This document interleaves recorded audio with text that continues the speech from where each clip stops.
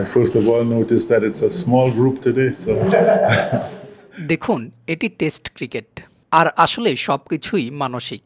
তবে একই সাথে দলে এমন বেশ কিছু খেলোয়াড় আছে যারা হোয়াইট বল খেলেনি।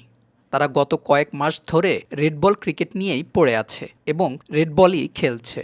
তাই আমি মনে করি এই পরিবর্তনটি আপনার ধারণার চেয়েও অনেক বেশি সহজ হবে। I think it would be an easier shift than you think.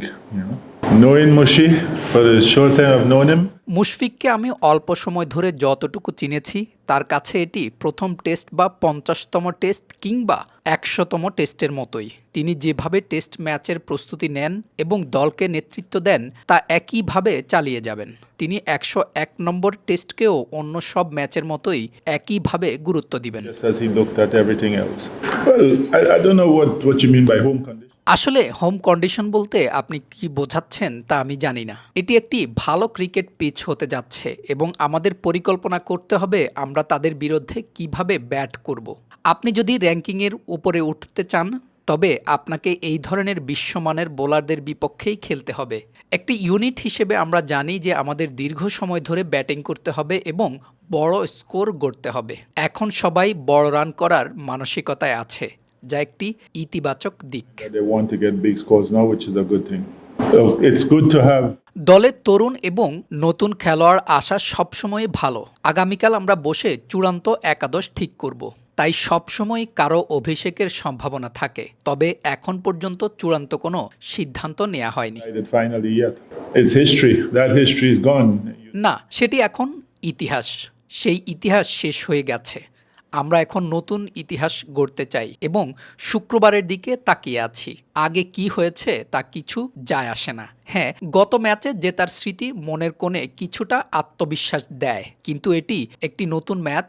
আমরা এখন বাংলাদেশে আছি, পাকিস্তানে নয়। তাই আমাদের সেসব পেছনে ফেলে শুক্রবারের ম্যাচে মনোনিবেশ করতেই হবে। We have to try and put behind us and make sure that we focus in on Friday. My thoughts is that it could only. আমার মনে হয় তার এই দায়িত্ব থাকা বাংলাদেশ ক্রিকেটের জন্য অনেক উপকারে আসবে, কারণ তিনি জানেন আমরা জাতীয় দলে ঠিক কী চাইছি।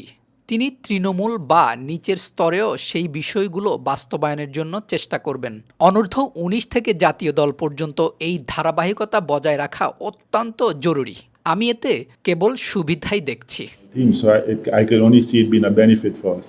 Yes, they've played, they have experience, and তাদের অভিজ্ঞতা আছে এবং আপনি স্বাভাবিকভাবেই আশা করবেন তারা সেই অভিজ্ঞতা কাজে লাগাবে। তারা কঠোর পরিশ্রম করছে এবং নিজেদের গুছিয়ে নিচ্ছে।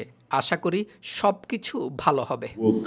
work ethic and their build-up counts. So hopefully things will go well. I tell you what's the best thing about Nair Rana?